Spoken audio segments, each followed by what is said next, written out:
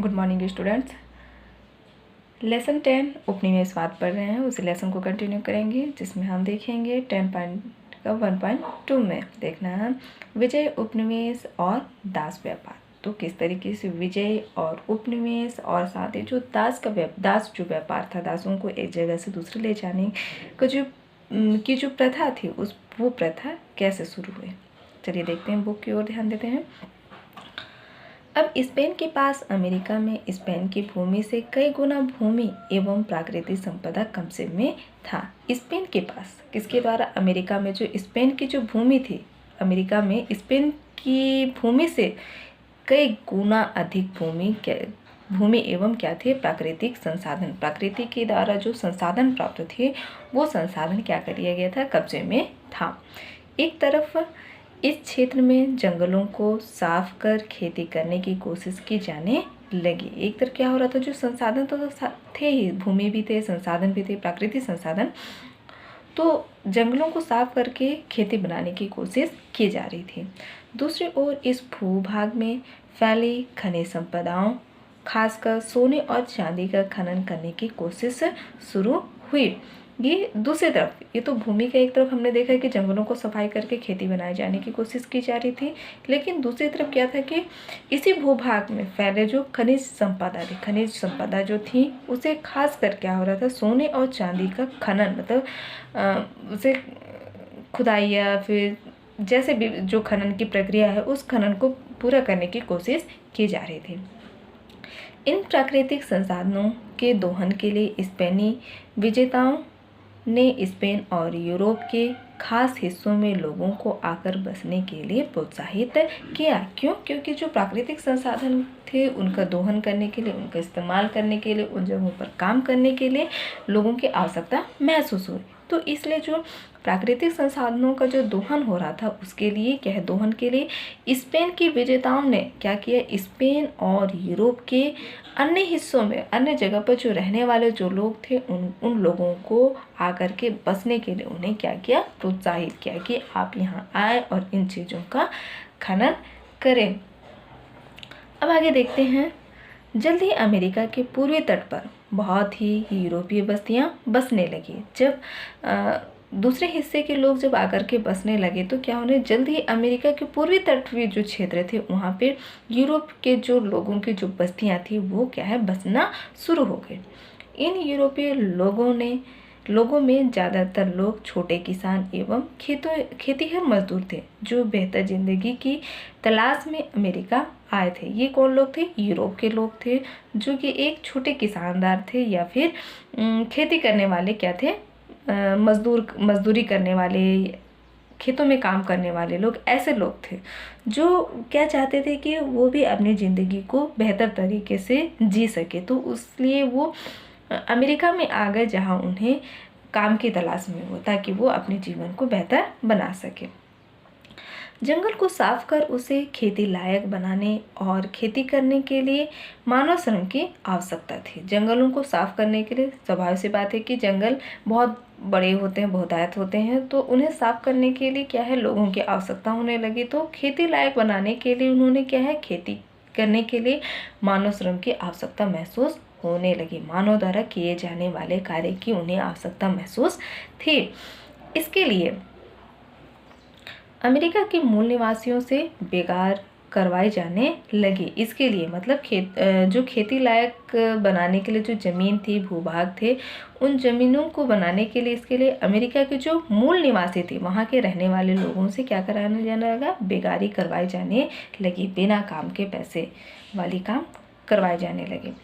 प्रत्येक गांव को अपने युवाओं को स्पेनी लोगों के खेतों व खदानों पर काम करने के लिए कई महीनों के लिए भेजना पड़ता था। प्रत्येक गांव के अपने युवाओं को क्या करना पड़ता था? स्पेन के लोगों के खेतों या फिर खदानों पर, स्पेन के जो लोग थे उनके खेतों पर और साथ ही साथ खदानें जहाँ पे खुदाई की जाती थी, खनन किए जाते थे, उन जगहों पर काम करने के लिए उन्हें कई महीनों तक, महीने 2 महीने, साल दर साल, इस तरीके से उन्हें काम के लिए उन्हें भेजा जाया करता था।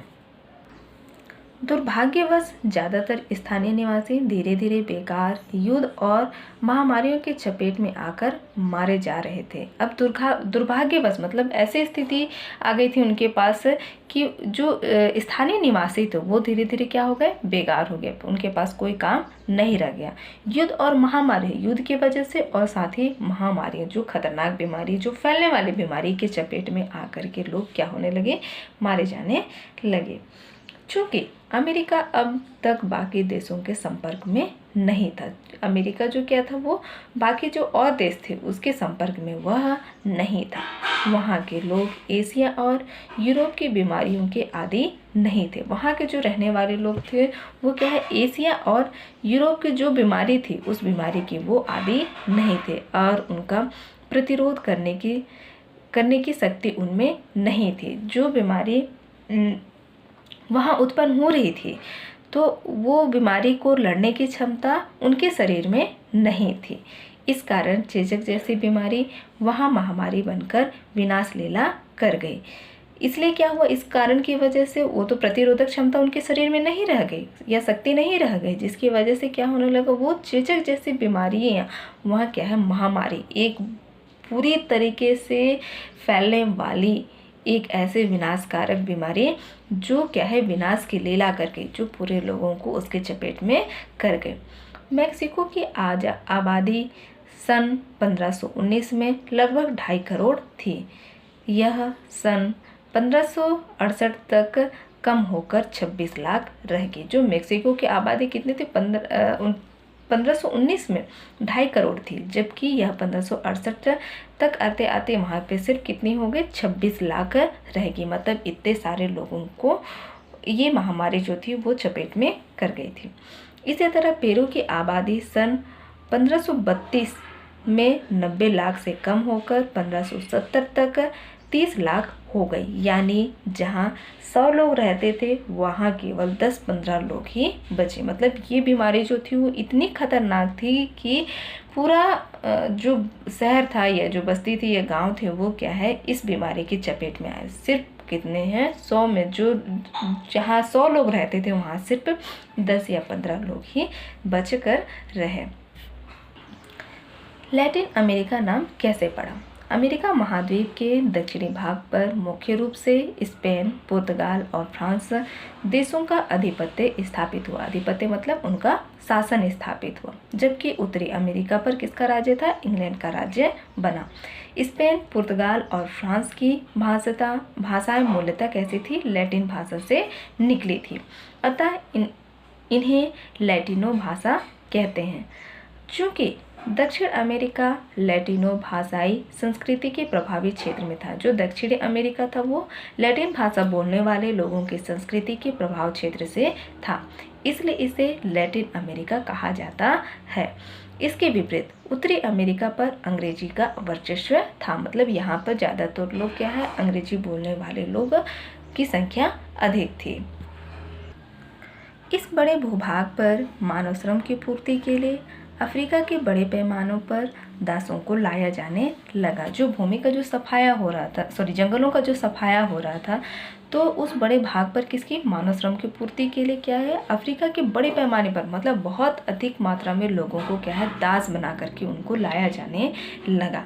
जैसे जैसे यूरोपीय लोग अमेरिका में नए इलाकों को अपने अधीन करते गए, वैसे वैसे अफ्रीका से दासों के व्यापार में अधिक वृद्धि हुई। जैसे जैसे जो यूरोपीय लोग जो थे वो अमेरिका में नए इलाकों को अपने अधीन में कर रहे थे, अपनी तरफ कर रहे थे, वैसे वैसे ही क्या हो रहा था, संख्या बढ़ते जा रहा था। अफ्रीका के लोगों को दास बनाने में जो संख्या वृद्धि थी वह बढ़ती ही जा रही थी।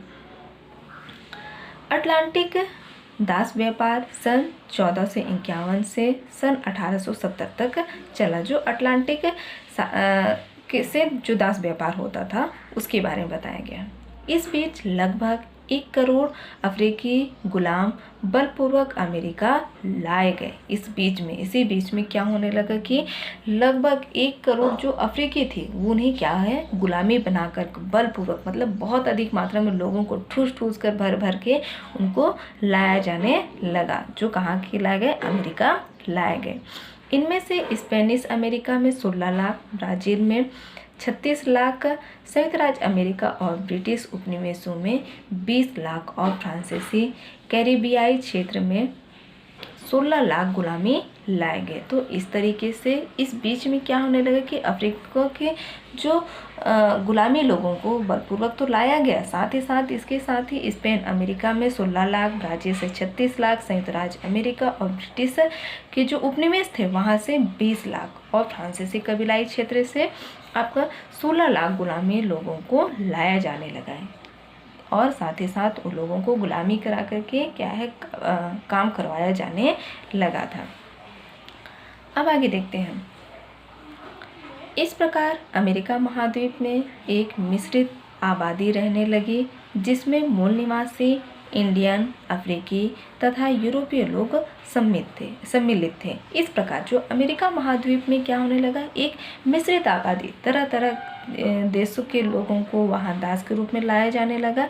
इससे क्या होने लगी, मिश्रित आबादी रहने लगी जिसमें मूल निवासी क्या थे, इंडियन थे, अफ्रीकी तथा यूरोपीय लोग सम्मिलित थे। कई यूरोपीय लोगों ने अपनी नस्ली पहचान को बनाए रखने का प्रयास किया, मगर समय के साथ लोगों की संस्कृति में परस्पर आदान प्रदान होने लगा। ये यूरोपीय लोग क्या थे, अपनी जो नस्ल थी उसको एक अलग पहचान बनाने की कोशिश की, लेकिन उनका वो मगर ये जो क्या था, लोगों के अधिक हो जाने की वजह से वो नस्ल कहीं ना कहीं क्या हो गया, आदान प्रदान हो गया। मतलब एक संस्कृति दूसरी संस्कृति को अपना ली और साथ ही साथ जो लोग थे वो भी समय के साथ साथ परिवर्तित होते चले गए।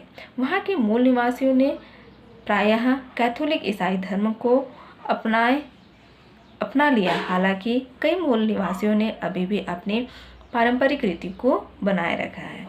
तो ये क्या है कि जो वहाँ के मूल निवासी, मूल रूप से जो रहने वाले जो लोग थे वो क्या थे, प्रायः कैथोलिक धर्म को मानते थे, लेकिन जो मूल निवासी जो थे वो क्या थे, अभी भी जो पुराने रीति रिवाज थे या जो पुराने उनके चलन थे या ढंग थे या रीति रिवाज थी, उन चीज़ों को अब वो बनाए हुए रखे थे। स्पेन के शासकों द्वारा अमेरिका के कब्जे वाले भूभागों को बड़ी बड़ी जंजीरों में बांटा गया। इन जंजीरों पर स्थानीय निवासियों को बेगार करनी पड़ती थी। स्पेन के जो शासक थे वो क्या है, अमेरिका के कब्जे वाले जो भूभाग थे वो बड़ी बड़ी जागीरों में बांटा गया था। बड़े बड़े भूभाग, बड़े बड़े क्षेत्रों में उन्हें बांटा जाने लगा था। इन जागीरों पर स्थानीय निवासियों को क्या करना पड़ता था, बिना पैसे के काम करने के लिए उनको रखा जाता था और उन्हें काम करनी भी पड़ती थी। ऐसे जागीरों को राजा विभिन्न विजेता सेनापतियों या स्पेन के उच्च वर्गों के लोगों को उपभोग करने के लिए देते थे। ऐसे जो जागीरों के जो क्या थे, राजा थे, वो विभिन्न विजेता सेनापति, जो वो सेनापति जो विजय प्राप्त किया हो, ऐसे सेनापति और साथ ही साथ उन्होंने या फिर स्पेन के जो उच्च वर्ग में आने वाले जो लोग थे उन लोगों को उपभोग करने के लिए देते थे। किसको, जो दास बना करके या गुलाम बना करके उन्हें लाया गया था, उन लोगों को वो ऐसा करते थे। और साथ ही साथ जो स्थानीय लोग थे वो भी उनको भी बेगारी के तौर पर उन्हें काम करने को देते थे।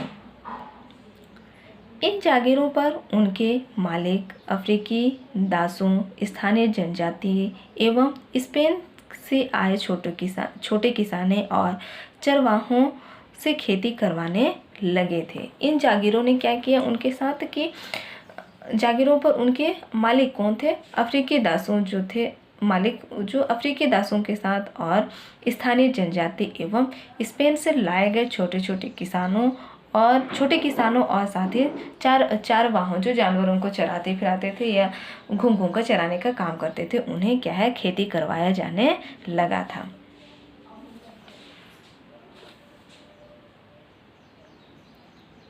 अफ्रीकी दास और स्थानीय जनजातियों की मेहनत से इस भूभाग पर खेती और पशुपालन का खूब विकास हुआ। जो क्या है अफ्रीकी दास, स्थानीय जनजाति और स्पेन से जो किसानों और चरवाहों को लाया गया था, उन चरवाहों से खेती की जाने लगी थी। तो जो उनके द्वारा जो मेहनत की गई थी वो क्या है, काफ़ी फल फूल रही थी। खेती में भी विकास हुआ था, पशुपालन का भी काफ़ी विकास हुआ था। जल्द ही यह भूभाग यूरोप को शक्कर और मांस का निर्यात करने लगा। यह जल्द ही मतलब बहुत ही जल्दी जो लाए गए थे लोग थे, जिनसे काम करवाए जाते थे, उनकी मेहनत से क्या होने लगा था कि जो भूभाग यूरोप को क्या मिलने लगा, शक्कर और मांस का निर्यात करने लगा था। कृषि के अलावा इस भूभाग पर खनन उद्योग का भी खूब विकास हुआ। कृषि के साथ साथ क्या होने लगा, जो भूभाग का खनन था, खुदाई के माध्यम से, जिसके माध्यम से उद्योग चल रहे थे, उन उद्योगों का भी विकास होने लगा। चांदी की बहुत बड़ी बड़ी खानें खोली गई, मतलब जो जहाँ पे चांदी को तराशा जाता था, उसे शुद्धिकरण की जाती थी, उसे बनाया जाता था, तो ऐसे बड़ी बड़ी क्या है खानें खोलने लगी, जहाँ उस चांदी को शुद्ध किया जाता था, बनाया जाता, तैयार किया जाता था, जिनसे व्यापक पैमाने पर चांदी निकाली जाने लगी। व्यापक मात्रा में मतलब उन खानों में काफ़ी बड़े पैमाने पर चांदी निकाली जाने लगी थी। इसके अलावा तांबा और टीन का भी खनन काफ़ी तेज़ी से बढ़ा हुआ। चांदी के साथ साथ भी क्या होने लगा, तांबा और टीन जैसे का भी जो खनन हो रहा था वो काफ़ी अधिक बढ़ने लगा। इन खानों के आसपास बड़े बड़े शहर बसने लगे, जहाँ खाने लगे थे, जहाँ चांदी हो गए, तांबा हो गए, टिन हो गए, इन चीज़ों को बनाया जाता था, जहाँ निकाला जाता था, उन जगहों के आसपास बड़े बड़े शहर बसने लगे। 10.1.3 में देखेंगे शासन एवं सामाजिक संरचना कैसी थी। वहाँ स्पेनी साम्राज्य का नियंत्रण स्पेन स्थित परिषद द्वारा होता था। स्पेन जो साम्राज्य का जो नियंत्रण था वो स्पेन स्थित जो परिषद था, उसके जो आसपास जो थी, उसके द्वारा ही संचालन किया जाता था। यह परिषद स्पेन में अमेरिका के प्रशासन के लिए उच्च अधिकारियों को भेजती थी। जो परिषद स्पेन से था, स्पेन से अमेरिका के प्रशासन वहाँ के संचालन के द्वारा किया जाता था, उसके लिए उच्चतम अधिकारियों को भेजनी होती थी। ये स्पेनी मूल के होते थे, जो स्पेन के अभिजात्य वर्ग के सदस्य होते थे। मतलब ये उच्च बड़े वर्ग के आने वाले लोग होते थे, जो वहाँ उच्च अधिकारियों के तौर पे उनको भेजा जाया करता था। इसके बाद अमेरिकी उपनिवेशी समाज में वे लोग आते थे जो मूलतः क्या होते थे, स्पेनी होते थे, लेकिन अमेरिका में बस गए थे। वो स्पेनी होते थे लेकिन वो क्या है, अमेरिका में बस गए थे, और जिनका जन्म लैटिन अमेरिका में हुआ था। मतलब वहाँ बस जाने की वजह से संख्या भी वहाँ पे बढ़ने लगी और कुछ लोग वहीं पैदा भी हुए। इसमें स्पेनी मूल के जमींदार एवं अन्य सामाजिक समूह आते थे। इनमें स्पेनी के मूल जो जमींदार थे, उनके साथ साथ क्या होते थे, अन्य समूह के लोग भी आते थे। इन समूहों को क्या कहा जाता था, क्रियोल कहा जाता था। ये लोग क्या थे, उपनिवेशी शासन व्यवस्था में राजनीतिक रूप से महत्वपूर्ण पदों तक नहीं जा सकते थे। ये क्या है, क्रियोल के बारे में बताया कि ये लोग क्या होते थे, उपनिवेशी शासक व्यवस्था में राजनीतिक रूप से महत्वपूर्ण पदों तक नहीं जा पाते थे। ये उपनिवेशी जो शासन व्यवस्था थी उसके अंतर जो क्या चलती थी, राजनीतिक रूप से जो महत्वपूर्ण पद जो होते थे उन जगहों पर वो नहीं जा सकते थे।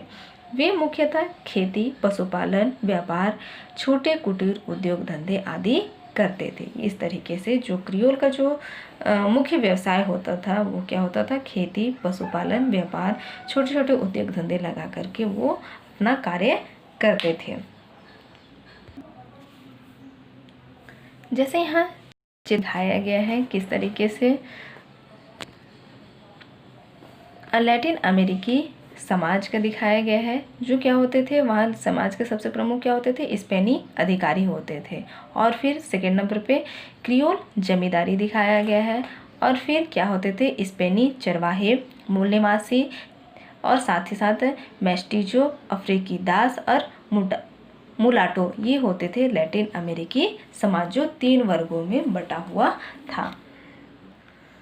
इसके नीचे मेस्टिजो होते थे। ये समूह यूरोपीय एवं अमेरिकी मूल निवासियों की मिश्रित संतानों का था। ये जो मेस्टिजो के बारे में कहा गया है, नीचे जो सबसे नीचे कौन आते थे, मेस्टिजो आते थे, जो क्या है समूह यूरोपीय और किसके, अमेरिकी मूल निवासियों की मिश्रित संतानें थी, मिली हुई ये संतान थी। इसके भी नीचे मुलाटो होते थे, जो यूरोपीय एवं अफ्रीकी दासों के मिश्रित होते थे। ये यूरोपीय और अफ्रीकी दासों के मिश्रित समूह होते थे, मतलब मिले हुए समूह। इनका मुख्य रूप से क्या करना होता था, मजदूरी करना होता था। इस सामाजिक संरचना में सबसे नीचे अमेरिकी मूल निवासी आते थे। इस जो संरचना बनी थी लैटिन अमेरिकी समाज, उसके सबसे नीचे क्या आते थे, अमेरिकी मूल निवासी आते थे। इनमें शासन व्यवस्था में किसी भी तरह का अधिकार नहीं था। जो अमेरिका के जो मूल निवासी थे, वो सामाजिक संरचना में उन्हें शासन व्यवस्था में किसी भी तरह का कोई अधिकार नहीं दिया गया था।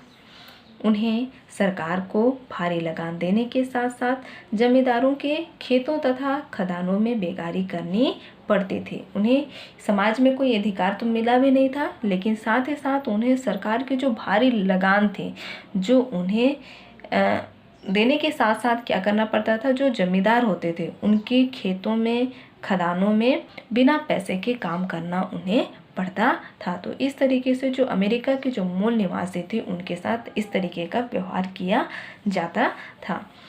इनके नीचे अफ्रीकी दास होते थे, जिन्हें तरह तरह के शारीरिक श्रम के काम करने पड़ते थे। इनके भी नीचे जो अमेरिका के जो मूल निवासी थे, अमेरिकी जो मूल निवासी थे, उनके नीचे भी और क्या आते थे, अफ्रीकी दास होते थे, जिन्हें क्या है तरह तरह के शारीरिक श्रम, मतलब शरीर के द्वारा किया गया कार्य उन्हें करना पड़ता था। उनके कोई अधिकार नहीं थे और उनके मालिक उन्हें उनसे मनमाना व्यवहार करते थे। जो अफ्रीकी दास जो थे, अफ्रीका के द्वारा जो दास बनकर आए हुए थे, उन लोगों के साथ जो उनके मालिक होते थे, वो अपनी इच्छा अनुसार उनके साथ व्यवहार करते थे और साथ ही उन्हें शारीरिक श्रम कराया जाया करता या उन्हें शारीरिक श्रम दिया जाता था। जो क्या होता था, जो लोग स्पेन से आकर अमेरिकी निवासियों पर हुकूमत चलाते थे, उनसे अमेरिका के हर तबके के लोग दुखी थे। ये कहा गया कि जो लोग स्पेन से आकर के कहाँ पे, अमेरिकी उपनिवेश पर हुकूमत करते थे, अमेरिका के जो उपनिवेश थे उन पर क्या है, उनका शासन चलता था। उनके उपनिवेशों के हर तबके के लोग क्या थे, तबके लोग मतलब जो नीचे वर्ग के आने वाले जो लोग थे, वो कैसे थे, दुखी थे। स्पेन के कुछ समय के लिए आए लोग तेजी से पैसे कमाकर स्वदेश लौटने की कोशिश में रहते थे। स्पेन से जो कुछ समय के लिए, थोड़े समय के लिए ही क्या है, काम किसी भी तरीके से वो क्या है, पैसे कमाने के लिए यहाँ आए थे और वापस पैसे कमा करके वापस अपने देश को लौट जाने की कोशिश में लगे थे। और अमेरिका में रहने वाले स्पेनी या अफ्रीकी या मूल निवासियों की समस्या का ज़्यादा ध्यान नहीं देते थे। ये क्या है, अमेरिका में रहने वाले कौन थे, स्पेनी तथा अफ्रीकी, और साथ ही साथ मूल निवासी की कोई भी समस्या, किसी भी तरह की जो समस्या थी, उन समस्याओं का ज़्यादा ध्यान नहीं देते थे। क्रियोल समूह के लोग धनी और शिक्षित थे। वे बाकी उपनिवेशी समाज का नेतृत्व कर रहे थे। तो क्रियोल समाज के जो लोग थे वो कैसे थे, धनी भी थे और साथ ही साथ वो शिक्षित थे। वे बाकी उपनिवेश समाज जो थी, बाकी जो उपनिवेश समाज थे, उपनिवेश जो कमज़ोर देश थे, उन जो वहाँ के लोगों को वो दास बना करके भर भर के अपने देश को जो लाया जा रहा था, उन देशों के उपनिवेशी समाज का वो क्या कर रहे थे, नेतृत्व कर रहे थे। उनका वो संचालन किया जा रहा था, उनके द्वारा किया जा रहा था। अब आगे देखेंगे 10.1.4 में देखेंगे स्पेन द्वारा अमेरिकी उपनिवेशों का दोहन। किस तरीके से स्पेन के द्वारा अमेरिकी उपनिवेशों का दोहन किया जा रहा था। हमने पढ़ा कि लैटिन अमेरिका देशों पर शासन करने का अधिकार स्पेन में स्थित परिषद के पास रहता था। हमने किस तरीके से देखा कि किस तरीके से जो लैटिन अमेरिका के देशों पर शासन करने का अधिकार जो था वो क्या है, स्पेन में स्थित जो क्या है परिषद के माध्यम से ही किया जाता था। परिषद का जो मुख्य उद्देश्य होता था, उसका जो सिद्धांत होता था, वह इस भूभाग के प्राकृतिक संसाधनों का व्यवस्थित दोहन, जिससे स्पेन को ज़्यादा से ज़्यादा फायदा हो सके। जो परिषद का जो उद्देश्य था, जो संपूर्ण क्या है स्पेन के द्वारा क्या है स्पेन में स्थित था या स्पेन के द्वारा किया जा रहा था, वो क्या है भूभाग प्राकृतिक संसाधनों का जो भी संसाधन थे उसका व्यवस्थित रूप से सही तरीके से दोहन, जिससे क्या हो सके स्पेन को ज़्यादा से ज़्यादा मात्रा में उसे फायदा हो सके। अमेरिका में किसान और जमींदार व्यापारिक फसल जैसे गन्ना या कपास उत्पादन करते थे। जब किसान अपनी फसल का उत्पादन कर लेते थे तो उन्हें अपनी फसलों को केवल परिषद द्वारा निर्धारित स्पेन व्यापारियों को ही सस्ते में बेचना पड़ता था। ये क्या है, स्पेन की जो परिषद थी, जो उनकी व्यवस्थाएं बनी गई थी, वो कैसे होती थी कि अमेरिका में किसान और जमींदार जो थे वो व्यापारिक फसल जैसे गन्ने और क्या उगाया करते थे, कपास और गन्ना वो उत्पादन करते थे या उगाया जाता था।